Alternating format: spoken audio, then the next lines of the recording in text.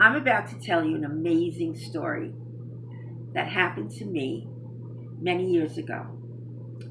I was living in Florida, and my husband got a phone call from some people in New York that were visiting from Israel, and they said, "We must meet and come to New York, and we're going to go see the Rebbe on Sunday."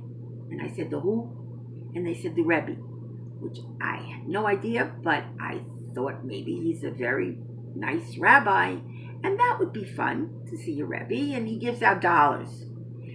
So I took my 2.5-year-old Tiffany, and we went to, with my husband, Sephora now, and I went to see the Rebbe, and there was a line and millions of people, and everybody was passing by like sheep, and he gives us a dollar and a blessing, a bracha. It was beautiful, it was very nice. We go back to Miami, and we don't think about it again. That's it, it was over. About 4 years later, I was trying to have a baby, another baby, and it wasn't happening. At the same time, my father was very sick, and at the same time, I was going to Kabbalah classes. And in Kabbalah, they taught us that there are souls in Shemayim, in the heavens, that are looking for a host on earth. And I'm saying to myself, should my father pass away, and he did shortly after, I would like to purify myself, just in case, because we don't really know how these things work. So I went to a friend who was a convert, and she had learned about the mikveh, which I knew very little about. And so she directed me to some woman. I go visiting, and I'm from New York, living in Miami, but always a New Yorker. And I'm wearing my 3-piece suit and my high heels and the striped jacket, and I just, thinking Miss Cosmopolitan, that's me. And I walk into this house, and I'm stunned. The woman's got this like babushka on her head. She's got rabbi pictures all over the walls, and at least 13 children jumping all over couches and everything. And the smell of turkey throughout the house. I felt immediately like I walked into a scene from Fiddler on the Roof. And I went to myself, oh my gosh, this is way above my head. I'm a conservative Jew. I just want to go to the mikveh. So I told her, and she said, "Well, sit down, my dear, because I have to explain this to you." And my mother's words were just ringing in my ears. My mother always said, when it comes to religion, don't ask the question, because you're going to have to live with the answer. But I had asked the question. And she goes on and on about what the mikveh means and what you do, and da-da-da. And I'm thinking, uh-oh, I made a mistake. So I said to her, "I'm sorry, but I know myself. I'm not going to do one of those things. It's way too orthodox for me, and it's not within my realm." And she said, no, but you're going to do it, and you'll be good. And and she's explaining. And I started to feel very uncomfortable. So I said to her, "Look, I'm 43 years old. My options of having a baby, it's about that big." I said, "I don't think this is going to work for me to go through all this. It's, to me, God forgive me, a waste of time, a mishagas, a bubamaisa, whatever. And I'm not going to do it. So I apologize for taking up your time." I said to her, "Really, do you know anything about science?" And she looks at me and she says, "All the science you want to know, my dear, is in the Torah. Do you know anything about Torah?" I said, "No."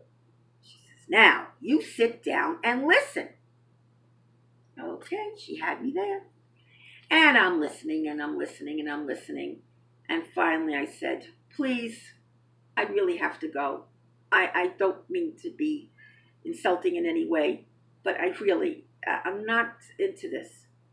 So I get up, and I walk to the door, and I go to turn the handle, and I remember this like it was yesterday. She says the words that changed my life. She says, "Okay, you want to do it your way? You want to do it God's way?" And I froze. There was no answer. And I'm thinking, oh, what did I get myself into? I said, "Why did you say that?" She says, "Because that's what you're doing. all these years you've been doing it your way. Has it helped? I said, no. She says, now you sit down and listen.